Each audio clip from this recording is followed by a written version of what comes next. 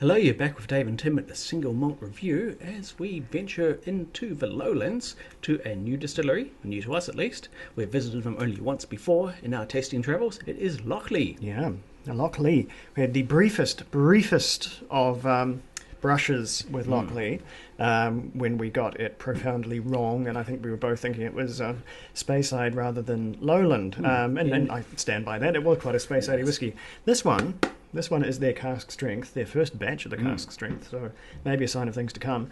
And it is profoundly different, and I think profoundly more interesting as well. Fun. Yes, it was during our Christmas tasting where we tried and failed to pick it as a new Lowland whiskey, but hopefully this time. And there's a pretty frightening number on this one immediately, which is 60.1% ABV. So this whiskey has not lost a hell of a lot in its journey to the bottle. Well, it's a comparatively new distillery, so wildly old whiskey. It's lost quite a lot in the bottle, but that's because it's been sitting around and I've been drinking it. But anyway. That's remarkably dainty for a full 700ml bottle. It looks like maybe a 500 at most. It's economical. It does have a touch of the 500 mils about it. I think it's just the that slightly deco bottle, and these square jobbies they hold rather a lot, and as we'll find out, the whiskey holds rather a lot too in terms of how packed with not just ABV, but packed with flavour as well. You've tried this one. It is completely new to me, so I'm looking forward to this greatly. So this one's pretty lethal at 61, but give it a wee hoon there in its natural state. Amazing. I like it already. But this is rich, treacly toffee and fudge. Yeah, this is made from first fill bourbon and Oloroso sherry. It's definitely the Oloroso sherry that does the plays the main part. I've no idea what the ratio is, but that Oloroso from the colour onwards really comes through. First fill bourbon adds a lot to it does compared to say refill. And age wise, presumably pretty young, just because Lochlea hasn't been knocking around for a hell of a long time. And 60.1% ABV. There's no way that that's a particularly old whiskey, but as we'll find out, it doesn't do any harm whatsoever. But no, I've been waiting to. We've been excited to see your reaction here because this is, I think, the first Dave whiskey we've seen out of a Lowland distiller, and followers of the channel will know exactly what that means. Yes. We have not. It's not a typical producer of the Dave whiskey, renowned international style, but this one sure as hell is. So, it's a delightful colour too. It's a very sort of rich, dark gold. Yeah, it's got an interesting brown to it, which is unusual. Almost a sort of an earthy gold colour there. So I'm with some trepidation sticking my nose in here. It's a hotter day than it appears. We have soundly hit the 30-degree days. It is well in the middle of summer for us. It held off, but it's happened. Yeah. It has well and truly happened. But that's pretty gentle. There's a little hint of there's a warning note on there with just the sheer proof tingling the tonsils. A touch of spice, a bit of heat. But it's very sweet. Again, the Oloroso really banging on this one rather than the bourbon super coming through, and we're getting the notes we would expect. There's quite a lot of sweet vanilla tannin coming through there. Oh, I get prunes, lots of sort of stewed, preserved prunes, raisins, cooked plums. I think it's bringing out the best in the sherry and the bourbon casks. Yeah. And there's a big undercurrent of quite a bit of dark honey in there as well. Bush honey, we would call it in New Zealand, but that probably makes no sense overseas. All right, full strength. Nothing can save us. Oh, it's fiery, but it is delicious. You can. It is a syrupy sweet concoction. It is spicy. It's got fresh currants. As absurd as it seems, as long as you don't take too big a gulp.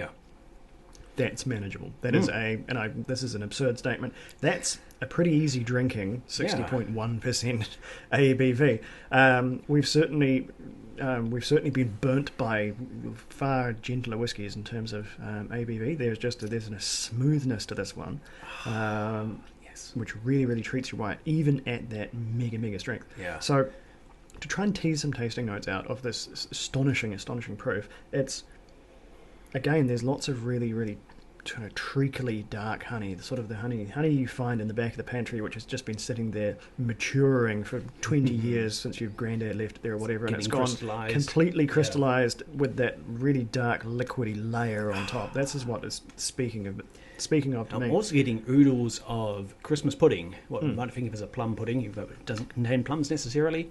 So a rich Christmas pud. Also lashes of brown sugar and sugar syrup, a hint of citrus, and loads of vanilla from those bourbon casks. Yeah. The citrus is it's kind of a candied citrus rather than necessarily a fresh. And right on the periphery, there's kind of a fresh almond. A non-toasted almond. Right, that's, I think, as far as we can go with that water. Yeah.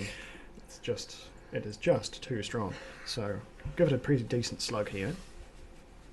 It is unchill filtered and uncoloured, which is good to see, but so strong and so young that hasn't even jolly clouded up one bit, so I'll just have to take their word for it there. Oh, that's oily though. That is a greasy glass after that. And what that does to the palate I find quite interesting, because it gives it a huge minerality, which I didn't see coming at all. Yeah, wow. That is it's gone flinty and stony. Yeah, it's not in any way peaty. I don't think there's any peat in this whiskey, but there is a real flintiness comes through, which is not what you normally see. Adding water normally sort of expands the palate and bring out some fruit and bring out the dog, obviously. Unavoidable. Scotia. No dog in this whiskey, thankfully. Not yet. But yeah, very, very, very different, and a very, very unexpected turn for, goodness me, doggy dogs. Hello. Hello. Yeah, okay. Yes, you may not be able to see all the many cables which are right at dog height behind our set, but we can see them, and there is peril. We're about to feel them. Okay, sorry about the cut there. The dog had to be ejected. We're about to lose about a good half of the equipment there, so never mind until she breaks back in. I was just about to say that the mineral turn that this takes with water is bizarre. Yeah, it's interesting, it's scrummy, but it's bizarre. Normally that will get the fruit started. It will invigorate the fruity characteristics in this whiskey. Or else open the tins and bring out the dank old tinned fruit and vegetables. Yeah. And to an extent it does, but by far the most profound thing it does is just get that stony minerality going. And that's pleasant. It's just weird. It's just odd. Absolutely. In fact, I think I'd prefer that over the slightly bitter, slightly metallic tinned fruit that you get with, say, a heavily sherried Speyside. And I think it should be reasonably obvious, but I think it's with that significant bit of water to bring it down to humane levels of ABV.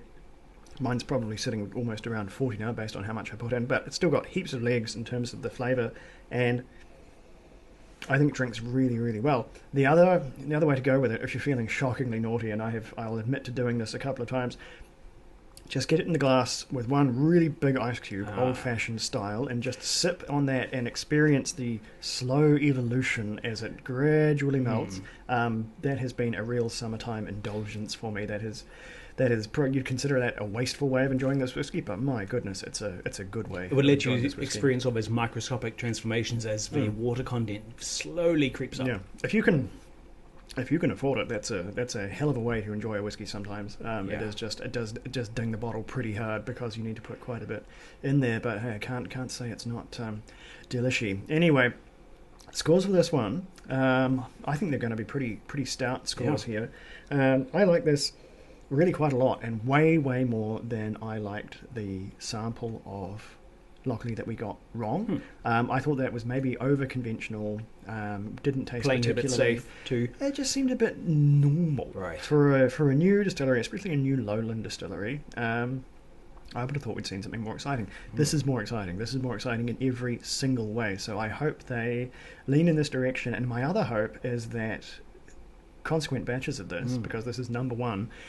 Sometimes the thing you get, which is a bit sad, is number one, their heart and soul gets poured into it, and then subsequent ones, maybe they are a bit more economically minded when they put them together, which is extremely fair. You can't make a world-beating whiskey every single time, but yeah, I really, really hope this is the direction that future ones go. Maybe a clearer statement of the distillery's character. And as for scores, this is an 89. Shockingly good whiskey for no age statement stuff at such a brutal percent. Well, for two whiskies in a row, I am going 1 point higher than you with around 90 here. Into the 90s. This is another stunning success for the no age statement cask strength. which became all the rage a few years back, and haven't been so many lately. But it's good to see them still. They've gotten still rarer there. for sure. There was a real boom time Yeah. of cask strength releases. We had Tarndu, Ben Rare. They're all largely still available. I just think there's so little of them. They've faded into the background yeah. a bit. They've lost the prominence they had. A lot of them during have that time. gotten shockingly expensive Yeah. too, which does not help. This one, not shockingly expensive. This one, Indeed. if anything, shockingly affordable for cask strength whiskey. So doubly pleased with that one. But yeah, that's getting cracking 90s with a no age statement whiskey for a new distillery in a batch one of anything. That's a hell of an Yeah, achievement. you said So- to be a Dave whiskey, and it is Yeah. in abundance. It has all the goodness of the bourbon and sherry, with none of what I see as the downsides or the drawbacks. No, all right, really, really good stuff. So thumbs up and hats off to Lochlea. May their success continue. I am now looking at them with not renewed, but invigorated interest for sure. They are in the crosshairs, and I'll be very excited to see what they come up with next. So check that one out if that sounds like it's up your alley. And we will have something around one alley or another coming up next. And goodness me, I'm looking at something very, very exciting. So dig in for that one. We will be right back. Sludger.